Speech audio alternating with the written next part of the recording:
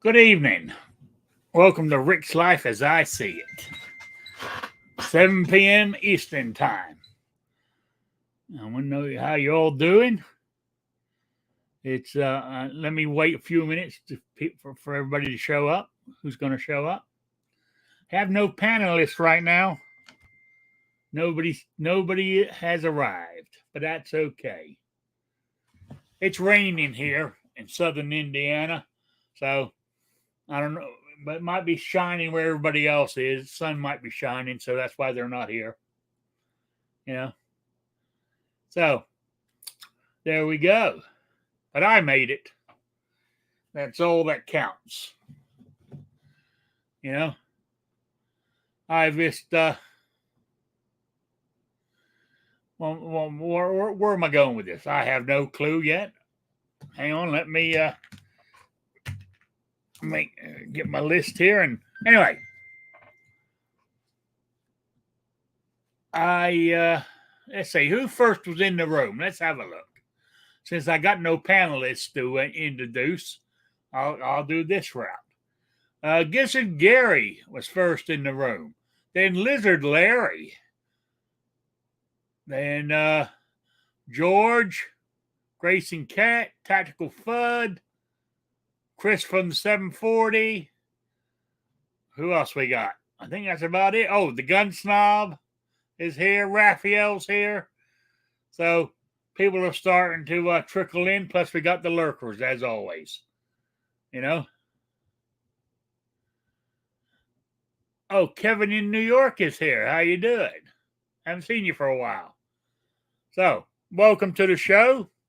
I don't have much going on. I don't know if it's sad or glad or in between the two of them. As you can see, my door's open. I got my AR-15 hanging back on the wall. I've actually got my 22 lever action here. That's a Winchester 150. It's old. And I was just putting the scope back on it. I got my 1911 sitting behind me. I don't know if you can just barely see the gun case back there. You know, and the reason for all the guns out like this is I haven't had them out for a while, but yours truly is single again. My friend went back to Connecticut this past weekend. You know, she had some stuff to do there, so she made the decision to go. You know, that's why I said I don't know if I'm happy or sad or glad or what, but I got my guns back up where I like them. I kept them all locked up. Not that I didn't trust her. I just wanted to be safe, you know, because I never saw her with any, but I know she had not. I know she used to, you know, maybe take a drag every now and then, every couple of months, and I didn't want to, you know, look at the worst side. I didn't want somebody come busting through my door, i.e., the federal government. Find I know, you know, people say there's no problem with it, but under federal law, it's too bad. I didn't want to have sort of like drugs on the premises with my guns hanging out everywhere. So that's why I kept them locked up. I was thinking more of myself than anything else, you know. But now I'm back by myself. I can have them all out and leave them out, you know. No, I didn't kick her out, gun snob. She left because she had things to do back in Connecticut. So I wasn't going to stop her. I don't think I could have anyway if I wanted to. Now, she does claim that she's moving back to Indiana sometime. What's, you know? So we'll see. But right now,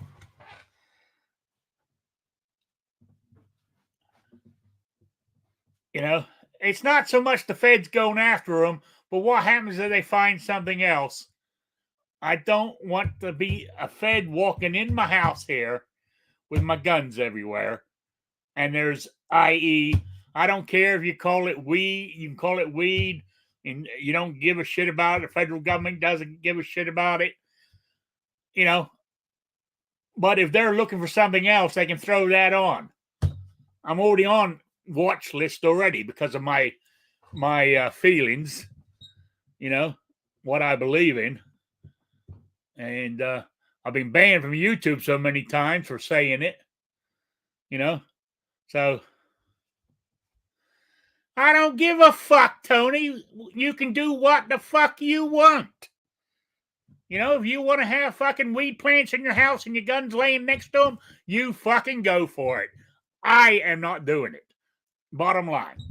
So let's move on.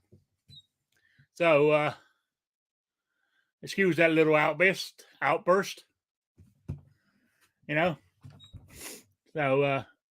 there we go. So, going shooting tomorrow. I'm waffling on here because I'm hoping a New York Outcast to show up to be on the panel, but it's been 7 minutes and he's not here yet, so I might have to get down to it. And I was going to ask him a question, because I was real stupid when I know over the years I've been doing this show. I've talked about all this stuff before, but I'm looking for, there's a couple of things I wanted to know.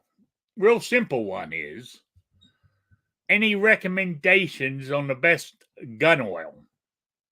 I mean, I use Ballistol for everything, except I use what's it called?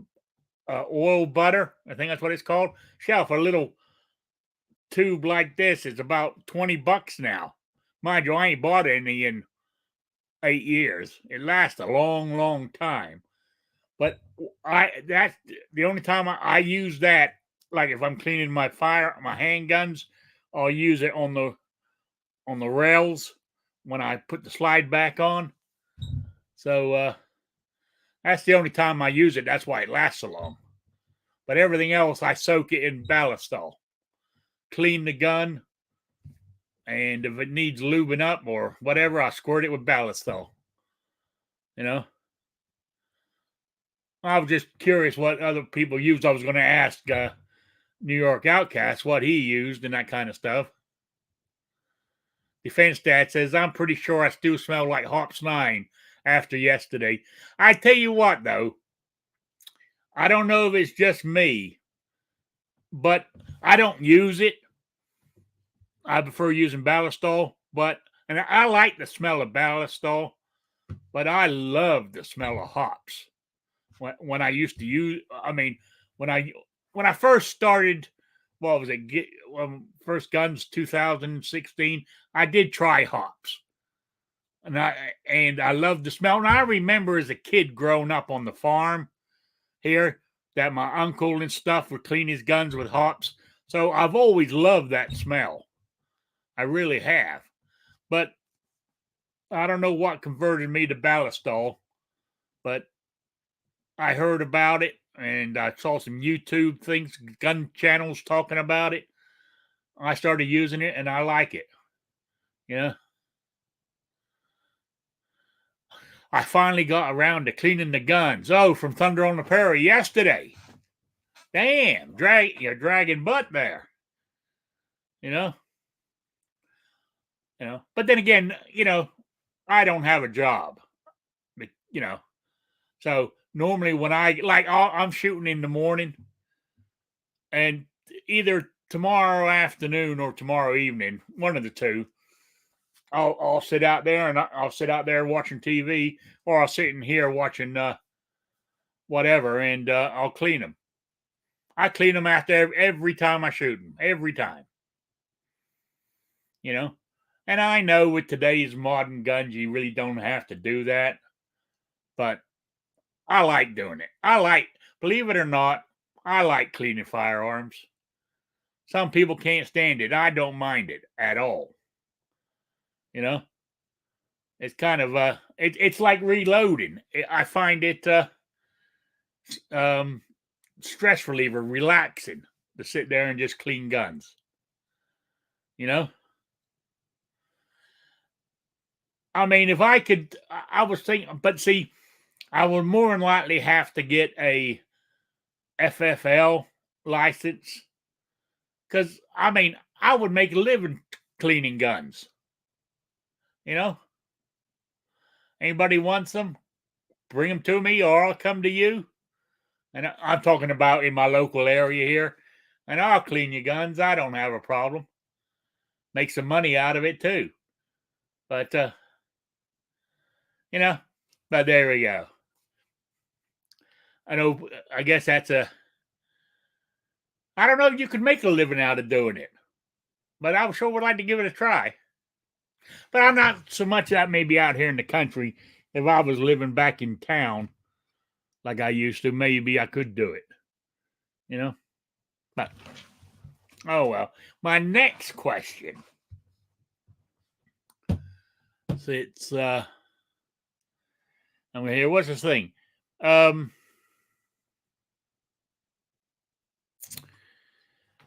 I took the scope off. Right. Oh, I know why I took it off because it was in the early months when it was last summer, actually. It was either July or August. And my lady friend, her name was Laura. I don't know if I told anybody that. She saw a UFO up in the sky and she couldn't find her binoculars. I don't have binoculars. So I said, here, use the, she said she can't hold it up. It's too heavy, the firearm. So I took the scope off and let her look at it through that way. Now I've mounted it back in the same spot it was in. Now I've got to, I'm assuming, even though it's come off and it's back in the exactly same spot, it's going to have to be resighted. That's what I'm assuming. You know? And my question is, actually, I just might look it up on YouTube. You know, the quickest or easiest way to sight it in. You know, what am I mean, because yes, I mean, the one on my AR, I put it on there, but my actual friend actually got it sighted in. I just took it back I just took over and just tweaked it for it was just enough for me. It's basically, I'm assuming that's all I got to do with this one. And if that's the case, I should be able to do it, you know, because that is just a basic 3x9, I think it is. And it's not lighted up or no batteries in it or anything. It's just got a crosshair when you look through it. I think the difference is it's what do they call it? The distance between looking in here and where your eye is, and for you get a full clear picture. I think that's what you got to do. You know? So. Oh, yeah, I have to resight it? Yeah, I thought I would. You know? It's a good little scope, though. And it's I mean, it's only a 22 lever action, but I like it. I know when I used it, what was it, beginning of the summer before she got here, I used it, and damn, I was actually hitting stuff at 100 yards out with that thing, that 22.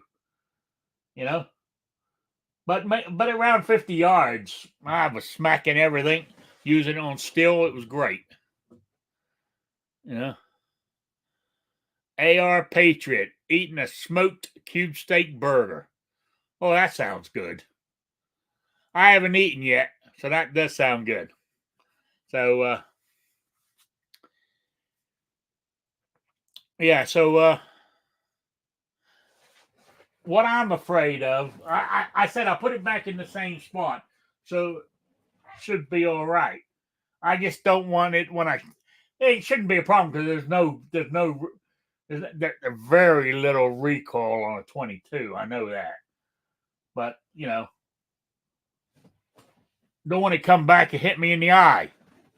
You know, but that's I know it's kind of stupid because it's a 22. It ain't going to happen, but it's just one of those things. Probably just check zero. I bet it is close if you put it back in the same spot and didn't take it out of the rings. Didn't take it out of the rings, and it's right back in the same spot. And the reason I know that is because it's been on there so long, it left marks on top here where it goes, where the actual thing sat. So I just put them back on there and tightened her down. So there we go. What's oh, sorry, I was reading the chat. I don't know where my yeah. There was something else I was going to talk about, and I can't remember what it is.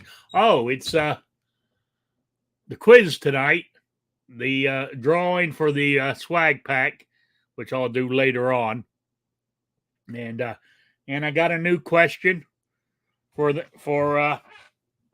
June's drawing, so I'll do that when I start to wind down. Be honest with you, I don't know if I'm going to run the full hour tonight since it's only me here, and I don't know if I just talking to myself. It's kind of not that I can't do it, but you guys don't want to do it. Why I say you don't want to sit here and listen to me all the time. So I might not last that long tonight. There was something else I was going to mention, and I did not write it down. God damn it. Oh, I know what I wanted to mention. The United States Concealed Carry Association. They've been. I was hoping would be here. I said New York Outcast because he was the one. How a Debbie Downer he is. There was some bad publicity with them because they use an insurance company and they're saying the insurance company won't pay for this, pay for that if it's not a true self-defense and all this kind of stuff. And if you look at read the small print in their policy, it says that. But I searched everywhere. I heard stories, I saw YouTube things, but I never actually saw it written by the insurance company that they ever turned down one of their things. That they ever turned down. Aha! Kevin's joined us. How you doing? All right, Rick. How are you? I'm all right. Not too bad. So, anyway, I was talking about the United States Concealed Carry Association. Yes, I heard you. I got an email today from them. Oh, go ahead. And they've changed a bunch of their rules now. Let's see if I can find it. Where did it come to? Which one? Oh, right here. Yeah. Your benefits got even better. They even pay your fees for a lawyer, even if you do a plea deal where you plead guilty to a lesser sentence. They're even cover that. You know, That's a pretty good improvement. yeah. They're also covering red flag laws now. So, if you get an extreme risk protection order against you, they will go towards that. Well, mind you, see, they never covered them. Now they're going to provide up to $15,000 towards attorney fees. That's better than a kick in the teeth, But Yeah. let's see what else it said. Okay, while the USCCA insurer has never made a coverage decision merely based on the fact that a member was charged with a crime, this revision to the policy makes that misunderstanding impossible. As long as a judge allows you and your attorney to make a self-defense claim in court, there will be coverage. So, and there is you can recoup expenses. Your bail bond's gone up to $250,000. So was it 10%? So they say you got a bail of $2.5 million. Isn't 250,000 10% of that? Correct. Yeah. They're even start pay up to $5,000 for expunging sealed record coverage. So there we go. Yeah, that's good.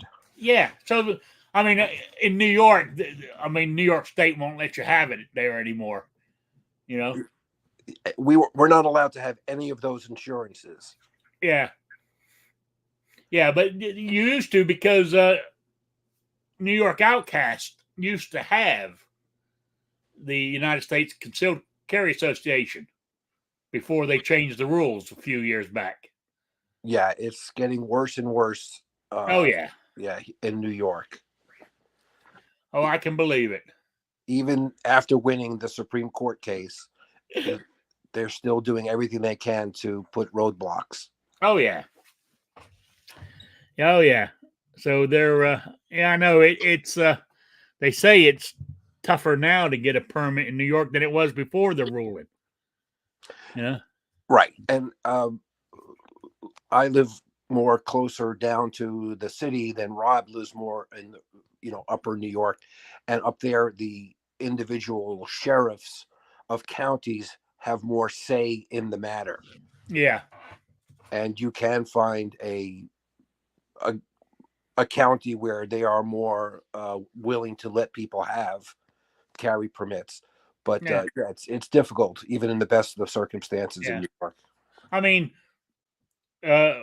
Rob has one. Yes, because he went to the local sheriff or whatever and got his. Right. Yeah. Oh, and I put up there earlier, because I know Rob, we've met, that I know Rob and I both like hops. Oh, okay.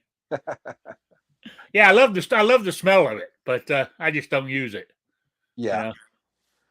So. I don't know if you saw my other message that Rob has been camping this past week, so I don't know if Bigfoot got him.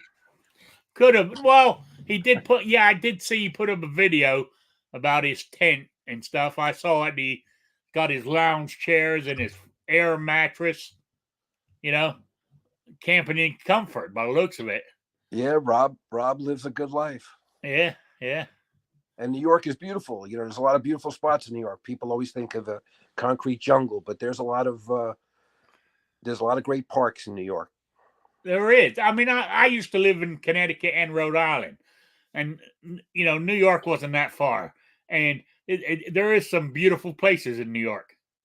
There really is. Yeah, and Connecticut, Rhode Island too. I used to be a very avid scuba diver, and I used to drive up to Rhode Island. Rhode Island is magnificent because they're right there at the mouth of the Long Island Sound, which is basically the Atlantic Ocean, and the most incredible sea life you can imagine there. The ocean state, Rhode Island, is beautiful. Oh yeah, it was. It was. I enjoyed it. I lived right. The town I lived in, well, most towns there, you're not far from the water, but my actual house I lived in, I was one of the bad ones. I lived 3 miles from the beach. Okay. It wasn't right up on the beach, but it was only it was only 3 miles down the road to get to the beach. You Right. know, so it was not. Yeah, I lived in Westerly, Mesquamaket Beach. Oh, well, yeah. Well, that's great area. Yeah, Absolutely yeah. great area. So you're not far from, was it Jamestown Bay? Oh yeah, And yeah, that's where I used to go scuba diving. Beautiful area. oh yeah. It is. It really is. Yeah. So yeah, and I used to do motorcycle rides into New York State. Yeah. Go across the border there and just it is. It's nice down through there. But Well, as you said, most people think they think of the city, the jungle. right. Yeah. I used to ride my motorcycle in Connecticut because they didn't have a helmet law. Yeah. So it was, nice to let the wind flow through your hair. But if you get hit by a couple of large insects or road pebbles, you kind of appreciate a helmet. Yeah. You're right. I mean, I I chose to wear a helmet even when I was in Connecticut and Rhode Island and stuff. Right. But I chose to wear it for that reason. Yeah. I only got one head. Yeah. No, You I, know. I, I would experiment without it, but yeah, I Well, definitely. yeah, I'm not saying I didn't ride. Like I would ride without a helmet maybe once every 6 months or so. You know, but that was about it. Yeah. Well, anyway, so what's new with you? I haven't seen you in a long time. I've been here. I've been one of the lurkers. Oh, okay. And I'm sure a lot of people probably know, and New York is a very litigious place as well.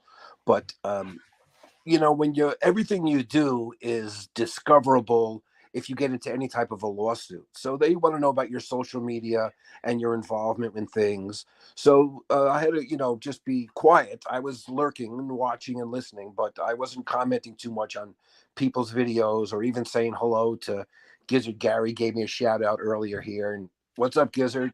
And I remember when Gizzard started with guns, and now he's like, into knives, and he's got some great videos on knives.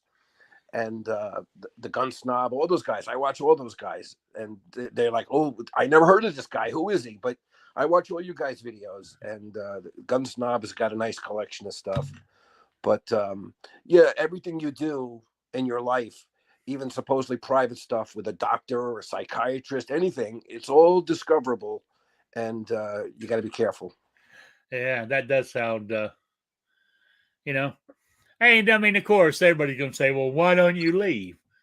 It it is the answer, but it ain't that easy sometimes. Right. You So know.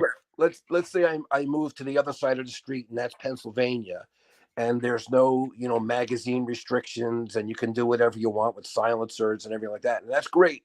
But when all your family and business is on the other side of the street, you can't cross the street without committing a felony. It's it kind of stinks. So you kind of put up with what you can here, and you cross the street when you want to go have fun in Pennsylvania or wherever it might be, because that's the closest fun spot for us, Yeah, oh, yeah, without the infringements that New York imposes on you. yeah, yeah, yeah. If anybody hasn't seen it, Defense Dad said, "I heard Rob is actually home, but he mouthed off to Mrs. Misfit Darling, so he strapped on his new roof rack on his Subaru to teach him a lesson." Look, I've met her too, and I wouldn't mess around either. Yeah, no, no. Yeah, so hey, he's more than likely out and about doing something, which is fine. Yeah. It's that time of year. Well, there's also a storm brewing, so he might have got caught out in that, or on a job or something. Yeah, yeah, We do similar work. We do home improvement work. So yeah. He could, yeah, as you said, since it's lighter out, he could be still working. yeah, it's You know, it's not quite dark here yet now, but it's getting there. But there was some rumbling. Might have got caught in a storm. yeah, possible.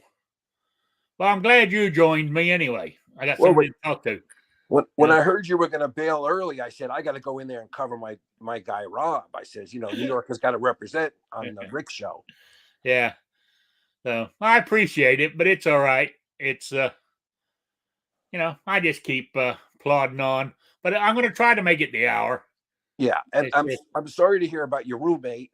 And on the other hand, I'm glad that you got a little more freedom there going on. But I know it's probably a little bittersweet. oh yeah, it is. You know, and I mean, my reasoning for keeping my guns locked up people might think it's stupid, but it's my decision. Right. It's bad enough I have a CNR license, Yeah. and if you read the small print, the ATF don't need a warrant; they can walk right on in because Correct. Correct. because I'm an FFL, even if it's only CNR. Technically, that's all they're meant to look for. My books for my CNR guns, where are they at? If I sold them, because you got to keep record of them. Right. But once the camel gets his nose under the tent, next thing you know, you got a whole camel in the tent. So yeah, you That's don't want right. those guys coming in. Yeah. And there's a whole thing too with the marijuana law as well. There's dispensaries and things in New York that it's somewhat legal, but there's also things about you not using it and having firearms. So I could see your argument. I could see who was it? AR earlier is talking about he's fine with it, but yeah, in New York you got to be careful with stuff because Yeah. it's Well, maybe it's that mentality because I lived up in the Northeast there, New England, for 20 years. You know right. what I'm saying? So Yeah. when I came here, man, it was like going to a different world. Freedom, Or that's what I'm saying. Like when you go to Pennsylvania, which is like I say, right across the street, a mile down the road, whatever, it's a whole different world. Yeah. But you're right between New Jersey and Connecticut, which is so restrictive. It's unbelievable. Yeah. Yeah. For example, in New Jersey, and I've passed through New Jersey a number of times, one single hollow point bullet is a felony, Yeah. I know that is and asinine. a box of them is 100 felonies. So, it's crazy. New Jersey's crazy. Oh, yeah. Yeah. You're right. I mean, actually, one time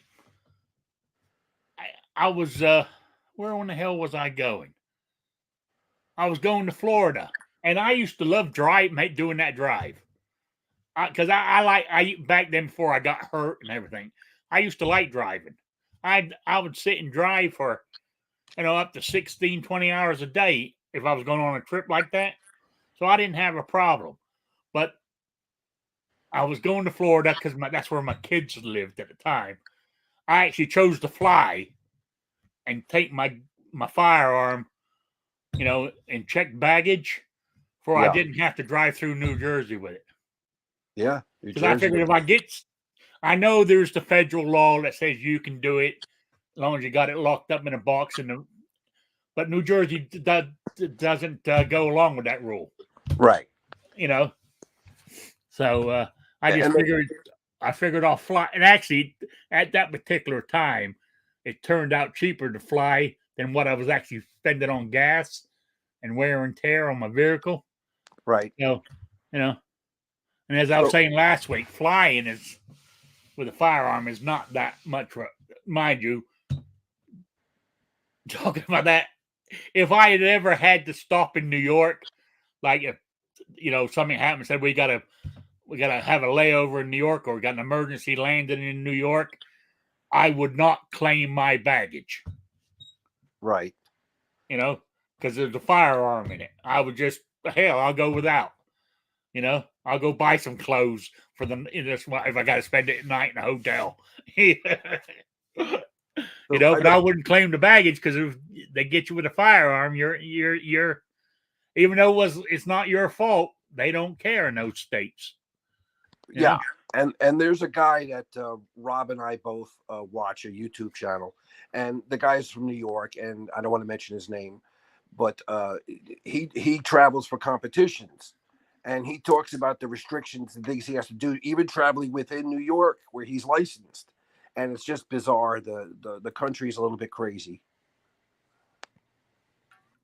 Yeah, AR, I'm sorry to hear that about your roommate. So my condolences. So anyway, yeah, so I'm glad I mean, I miss, like you said, Rhode Island, where I was living, and on the ocean there was beautiful. I miss that side of it, but I don't miss, you know, when because that's where I started shooting at was in Rhode Island, and it was very restrictive, Right. And actually, believe it or not, I think it's different now, but out of sort of like Massachusetts, Connecticut, New York, it was the it was a little bit freer than those states, Yeah. but not by much. But it was. But well, when I came here, I mean, we got constitutional carry now here in Indiana. Yeah. But when I first got here, you still had to have a permit, and I got one. And as long as you had a carry permit, you can carry concealed or open, as long as which I thought was absolutely great. I always carried open anyway, i.e., mind you, I would have my shirt over it. I very rarely ever carried inside the waistband. Always carried out and always had a baggy shirt on. But here, like if I go into Walmart and I lift my arm up and grab something on the top shelf and it raises up, I didn't have to worry about people freaking out and, for showing my firearm. Rhode Island and New York, Massachusetts, you're breaking the law if that happens. Yeah, it's crazy, right? You're licensed, but yet it's against the law. And I hear the arguments on both sides of open carry or concealed carry. I just should have the choice, right? I should have that choice, but yeah, it's crazy. Yeah, yeah. And in Connecticut, in fact, you have to have a license to just buy ammunition. If you want to buy a 22 long rifle ammunition at Yeah, that Walmart, is crazy. You have to have an ammunition license to buy ammunition in Connecticut. It's crazy. Yeah, I remember when I think I told this story a few years ago when I first moved here. Like I went into Walmart and I'm up in the sporting section and I'm just standing there absolutely gobsmacked, amazed. And the actual people behind the counter said, "You okay?" Because I was just standing there staring at the guns. Because up in Rhode Island and Connecticut and shit, they didn't sell guns in Walmart. They sold ammo, but they didn't sell actual firearms. And it was amazing to see them in a Walmart. And I remember going into my first gun store here in town. I mean, they had guns everywhere. Rifles down the center of the shop on racks, and you can walk in and out. Oh, man, you go to a gun store in Rhode Island, everything's behind the counter. Yeah. And I saw more guns in one store than I saw in all the gun stores I combined up in Rhode Island. And New Hampshire is a great state. Yeah. But the rifles and things are back in Walmarts in New York. They were out for a while, but they're back, and now the ammo has come back. I know there were shortages, and Walmart was also taking a lot of stuff out because of public pressure. But the rifles and ammo is back in Walmart now. Oh yeah. And, yeah, not the greatest selection, but you could go there and get you can get several different types of calibers, shotgun 22 or high power. So yeah, not my preferred place to buy something, but they do have stuff and they do have ammo. Yeah, that's good. I mean, that's even happened here a little bit. Walmart pulled a lot of their ammo even out of the stores here in Indiana, right? Because of the pressure. Yep. From people, or shall I say the anti-gunners. Yep. But it's slowly coming back there. But normally I go to a local gun store to buy my ammo. Right. Well, I reload most of mine, but if I'm going to buy anything, even buying, I'll go to a local gun store first. Before I buy, at the big box stores. So yeah, I prefer that myself as well. And yeah, and it may have to do with some of what's going on in the country, because a lot of states are getting constitutional carry.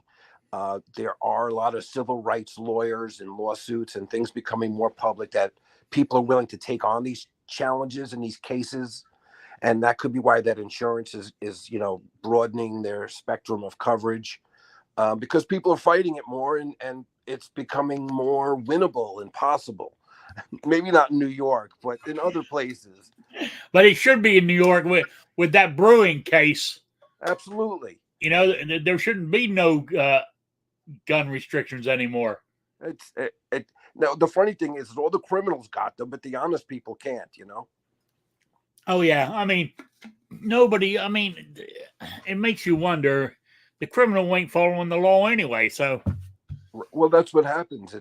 It's only the honest people that follow the laws, whether it's driving regulations or anything. Yeah.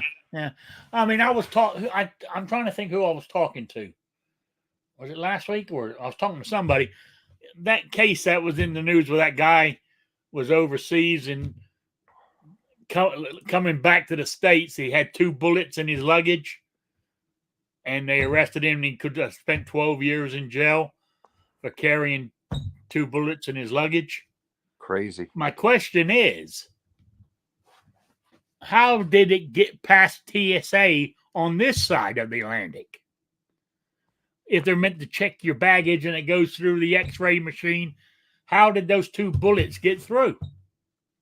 Well, TSA is not all it's cracked up to be. I know that. I mean, I was being sort of sarcastic there. Right. So it's funny. It's funny what they do flag, and it's funny what does get through. Yeah. So it's kind of a lot of these machines that they use for scanning. They scan your body when you go through the airports now, and it's not necessarily a metal detector; it's an object detector. So, for example, I have a web belt that's not metallic, but I have to take it off because they detect objects, not necessarily metal. Mind you, last time I flew, it was before I had my second and last hip replacement, so I couldn't walk that well. So when I checked in my baggage, I asked if I could somebody get a wheelchair and somebody push me. They provide that service at the airport, right? Yeah. So it's actually a titled position. So anyway, I got in my wheelchair. They're pushing me through. Got through didn't have to wait in that line to get checked through TSA. I got right to the front, right? I said, "Do you want me to get out to go through the scanner?" They go, "Nope, it's okay. Come on through." They just waved me all the way through without checking me once. Yep. And I didn't have my gun on me, but what I did have, I wear this all the time. I got a knife. This knife here. Right. Around my neck. And I forgot I still had it on. They didn't even know. They didn't even, I wore it on the airplane and everything. Yep. That's why I said it's amazing what gets through. Yeah. So, yeah. But as you said, they're not cracked up. I mean, you think about it. I don't know what they are now, but they're government employees. But I think they were only like GS5s or some shit. They weren't that high up money-wise, Correct. They weren't top-notch jobs. Let's put it that way. That's true. That's absolutely true. And practically anybody can qualify for a GS5 position. It don't take a lot. And they're overwhelmed. I mean, if you look at like a New York airport where there's millions of people coming and going, it's just impossible. Yeah, I mean, they're holding people up for ages now, and I bet you they get, it bothers them that they got to hold everybody up, even what they try. So they try to get them through fast to try to keep everybody sort of half-assed calm. Nothing worse than sitting irate passengers, I would imagine. Yeah. So, but there we go. Damn, 7:45 already. I'm just talking about nothing. We're getting right along. So did you have any other topics that you wanted to touch on? Talked about the oil, talked about my scope. Uh, Oh, on the scope issue, I yeah, somebody said that you probably should give it a resight in, but it probably is going to be pretty good, especially as you said, it's going right back to the marks. yeah, and it never came off the. All I did was undo it here. I took the whole thing off. I didn't take the rings off or anything. Right. I just put them back in where the marks were. So I So bet I you it's don't. damn close. Might have to tweak it just a little bit. So I don't know if that particular rifle is finicky with ammo, or do you use the particular ammo all the time? Because that makes a big difference in your consistency. Oh, that's just a 22. I use what I use. I got tons of ammo. I got oh god, 22 ammo. Most of my ammo is CCI Right. 22, and I've had it for when I lived in Rhode Island, and they sold ammo back in the day in Walmarts. Like when I went shopping, I would go to Walmart all the time, and I would go by the sporting section because there used to be a cute girl that worked in there. So I always slip back to the sporting section and say hi to her. And I always buy a box of ammo when I normally bought a box of 22 and a box of 45 ACP because that's what I used to carry at the time. So I mean I got 45 ACP coming out of the yin yang in these green boxes over here. I got almost two of those green boxes full of 45 ACP. You know, they're towards the bottom because they're so heavy. And I've got oh damn, the whole top shelf in that gun cabinet. Most of that is 22 in there, so I got plenty. Be a while before I go through it. I don't have a 22 pistol. Oh yes, Right. I got a 22 Magnum pistol, but not 22 long rifle. I found some old 40-plus-year-old 22 Remington long rifle, and was just as good as the new stuff. I still have some old stuff. I kept a couple of pieces, a couple of boxes, but yeah, the old stuff was just as good and fresh as current stuff. Oh And yeah, as long as it stays dry and doesn't get damp and stuff, yep, ammo will last for almost ever. yes, I got a question for you guys, mainly for the reloaders. I I was having issues with my thing here, and I have it's not on here right now, but I have this automatic primer. I push it with my finger, and it will put a primer in. Then you pull it down, and it sets it. But because it wasn't lined up exactly right, the primer would fall and hit the floor. 9 times out of 10, I could find it, but a lot of times I can't. And actually, tonight I found 4. When I came to sit in here, I found 4 primers on the floor. Now I've been loading 223s and 380s. Now the 223s use a rifle primer, small rifle. My 380 uses a small pistol primer, and you can't tell the difference. So what do? Throw them away or see? Because if you use a pistol primer in a rifle, that it's a softer shell. right. Now I don't reload, but I do know that there is a way to tell the difference, and maybe somebody in the chat can tell you. Uh, but there is a way to tell the difference. It's difficult, but you got to watch out for those loose primers. They can cause you a problem if you roll your chair over it or something. But Tony wants to know if you still have your 45 ACP. Yeah, I've got. Yes, I still. It was. I used to carry an M&P full size 45 ACP. Yes, I still have it. It's in the cabinet back there. Yeah, he also says the rifle primers might be a slight bit taller. I don't know if you have a caliper to gauge stuff, but No, and actually, I never thought. Oh, so the rifle primers are tiny bit taller. I don't know if my caliber will go that small, but I'll check it out. that's what Tony says. Yeah, well, I'll check it out and see if they are. He normally knows when it comes to reloading. He knows what he's talking about. Yeah, but I said I got the 45, the M&P, what I used to carry, and also that's that black box right back there. I don't know if you guys can see it. That's my 45 ACP 1911. So I haven't shot it. I can't. I'm trying to think. I haven't shot that 1911 since I've been in Indiana, and I've been here 6 years now. But while I'm thinking about it, let me give a little shout out for tomorrow. And if Patriot is listening, tomorrow is, I think, the 80th anniversary of D-Day, June 6, 1944. That is tomorrow. So maybe everybody go out there and fire a few rounds.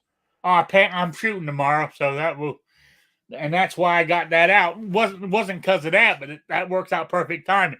I was going to take that with me and shoot my 380, and I was going to shoot the old 1911 because I ain't shot it in about 6 years. Yep. You know, so it'd be good reason to take it tomorrow. Yeah. You know, so yeah. So we're yeah. I mean, but the only problem is when I start shooting, like I did last week, I shot the my 380 is my carry gun, and I do it because of my arthritis in my hands. It's not so bad, but not only did I shoot that, then I put that away and I pull out my 357 Magnum, don't I? And I shoot off a few rounds of that. Yeah, I heard you say that last week. Yeah, and later that night, my wrists are killing me. So shooting that 45, I know my wrists would be hurting tomorrow night. Yeah. You know, but hell, it's worth, to me, it's worth the price because I love shooting. You know. Yeah, and that's the classic World War II pistol. Yeah, yeah. I said it. Yeah, I'll shoot it tomorrow. Yeah. Another thing I've been doing is this is one of the good sides of my friend leaving, going back to Connecticut, was I use for dry fire, I use a laser in my 380. Right. But you got to rack the slide every time. Right?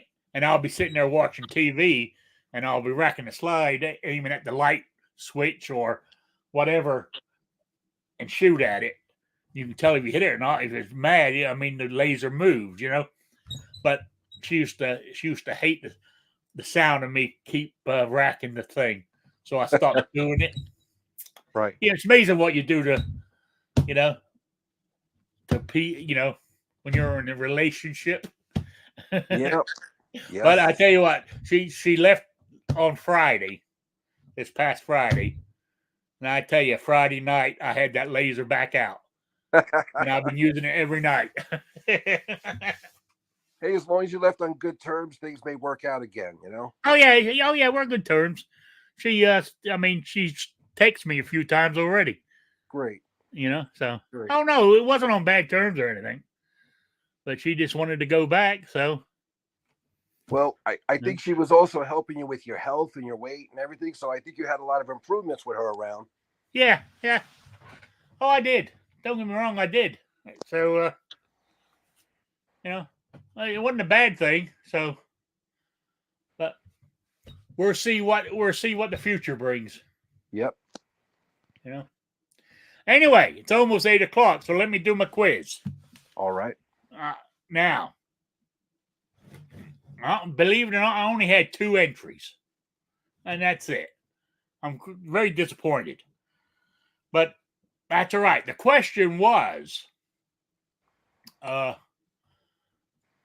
wanted to know what the Indiana state firearm was. When was it enacted? You know, the name of the gun, when it was enacted, and where is the gun kept at? It was 3 parts. And the answer was, I think it's how you pronounce it, Grouseland rifle. Grouseland, Grouseland rifle. The Indiana state firearm was by the state government in 2012. That was the second part, and the third part, where is it kept? It's kept at the home of President William Henry Harrison here in Indiana. So, but a little side extra for anybody. I got one person answered this one, or didn't. It wasn't a question, but threw it in there. Was the rifle was made by a guy called John Small, and he became the first sheriff in the state of Indiana. Just a little trivial there. But anyway, so I got my two names in my picker here. So let me click the button and see what happens. Who we got? Jacob S. Another Huser from down about an hour away from me. Oh. There you go. So, Jacob S., I don't know if you're here tonight, but you're the winner. Let me write that down for you. I know who won it and where to send it. All right.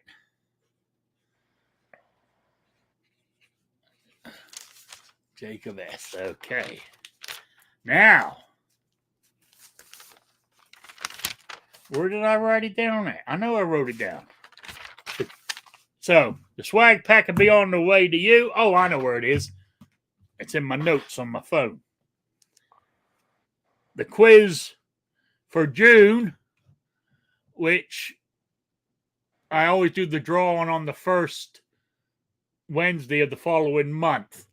So, I will do the drawing for this on July 3rd. That is when the drawing for this one will be done. All right, where is it? Should be okay. It's I've used the movie. I think it was last month I used the movie, the Mission Impossible: Dead Reckoning. The only thing is, the other night I was doing something, so I put it on again to watch it again. So that's what made me think of it. But what I want to know out of that movie, back to the Arabian desert scene, which was the question on the last one. But what I want to know is Elsa Faust, I think it's about, who was Ethan Hunt's girlfriend, for lack of a better word, right? I want to know I want to know the make and model of that sniper rifle she was using. That's it. That's all I want to know. Make and model of the sniper rifle Elsa Faust was using in the Arabian desert. And you email that to me at rickslifeasIseeit@gmail.com or spottedrick@gmail.com. Get it into me by July 3rd, and you'll be in for the drawing. There we go. So, took care of that one. Huh. So, it'll be another swag pack. So, there we go. And, hey, we made it to 8 o'clock. Well, we got about a minute to go. So, with that, Kevin, you got any shout-outs or plugs? I'd like to shout out to all the guys in the chat that I know they've been here for years, and Tony and AR Patriot, and if Patriot in the Dark is listening, and Gives with Gary and Gunsnob, all you guys, been watching you for years. And a shout out to Rob. I hope I'm not stepping on any toes by covering for you tonight. And in honor of Rob, eat a salad. All right, appreciate it. And I appreciate you being here. And everybody in the chat, thank you for stopping by. I really do appreciate it. And I'll be here next Wednesday at 7 p.m. Eastern, the only time zone that matters. So, with that, I will say good night to everybody, and we'll see you all next week. So, good night. Good night, Sabrina.